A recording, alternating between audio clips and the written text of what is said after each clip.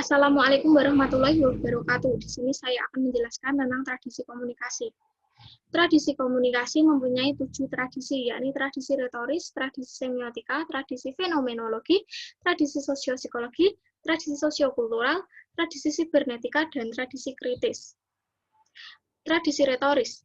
Tradisi retoris mempunyai 3 cakupan, yakni cakupan massa, publik, dan interpersonal. Di cakupan massa ada 3 kelompok teori, yakni kelompok teori media, kelompok teori publik, dan kelompok teori budaya. Di cakupan publik ada 3 kelompok teori, yakni kelompok teori publik, kelompok teori media, dan kelompok teori diri dan pesan.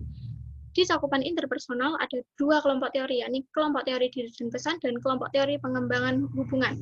Di sini saya mengambil fenomena komentar di Instagram, di mana komentar di Instagram ini memusatkan perhatian para retorika yang memiliki tujuan persuasif. Komentar di Instagram sendiri masuk ke dalam teori retorika. Tradisi semiotika. Tradisi semiotika mempunyai 2 cakupan, yakni cakupan massa dan cakupan budaya. Cakupan massa mempunyai 3 kelompok teori, yakni kelompok teori publik, kelompok teori media, dan kelompok teori budaya.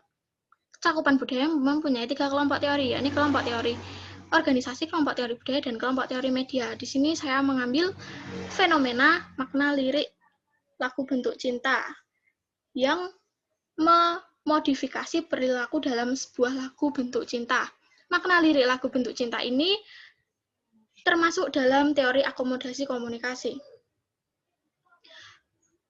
Tradisi fenomenologi. Tradisi fenomenologi hanya mempunyai 1 cakupan, yakni cakupan interpersonal, di mana cakupan interpersonal hanya mempunyai 2 kelompok teori, yakni kelompok teori diri dan pesan dan kelompok teori pengembangan hubungan.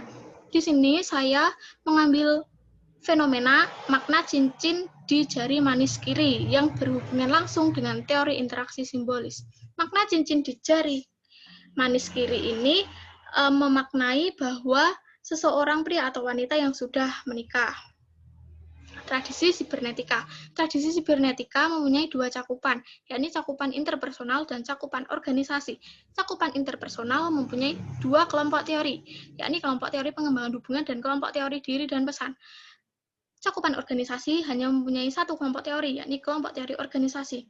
Di sini saya mengambil fenomena akun lambe turah yang berhubungan langsung dengan teori pemrosesan informasi. Tradisi sosiopsikologi. Tradisi sosiopsikologi mempunyai 2 cakupan, yakni cakupan kelompok kecil dan cakupan interpersonal. Cakupan kelompok kecil mempunyai 3 kelompok teori, yakni kelompok teori media, kelompok teori publik, dan kelompok teori budaya. Sedangkan cakupan interpersonal mempunyai 2 kelompok teori, yakni kelompok teori diri dan pesan dan kelompok teori pengembangan. Di sini saya mengambil fenomena menasihati. Menasihati langsung berhubungan dengan teori manajemen privasi komunikasi. Tradisi sosiokultural. Tradisi sosiokultural ada 3 cakupan, yakni cakupan massa, cakupan interpersonal, dan cakupan budaya. Di cakupan massa ada 3 kelompok teori, yakni kelompok teori media, kelompok teori publik, dan kelompok teori budaya. Di cakupan interpersonal mempunyai 2 kelompok teori, yakni kelompok teori pengembangan hubungan dan kelompok teori diri dan pesan. Di cakupan budaya mempunyai 3 kelompok teori, yakni kelompok teori budaya, kelompok teori media, dan kelompok teori organisasi. Di sini saya mengambil fenomena asyap yang berhubungan langsung dengan teori retorika. Tradisi kritis. Tradisi kritis mempunyai banyak cakupan, yakni interpersonal, intrapersonal, kelompok kecil, organisasi, publik, massa, dan budaya. Yang pertama, interpersonal dan intrapersonal. Cakupan interpersonal mempunyai 2 kelompok teori, yakni kelompok teori diri dan pesan dan kelompok teori pengembangan hubungan. Intrapersonal tidak memiliki kelompok teori. Cakupan kelompok kecil mempunyai 3 kelompok teori, yakni kelompok teori publik, kelompok teori budaya, dan kelompok teori media. Di cakupan organisasi sendiri mempunyai 1 kelompok teori, yakni kelompok teori organisasi. Cakupan publik mempunyai 3 kelompok teori, yakni kelompok teori publik, kelompok teori diri dan pesan, dan kelompok teori media. Cakupan budaya mempunyai 3 kelompok teori, yakni kelompok teori budaya, kelompok teori media, dan kelompok teori organisasi. Di sini saya mengambil contoh fenomena perempuan dan konsep kecantikan yang berhubungan langsung dengan teori sudut pandang.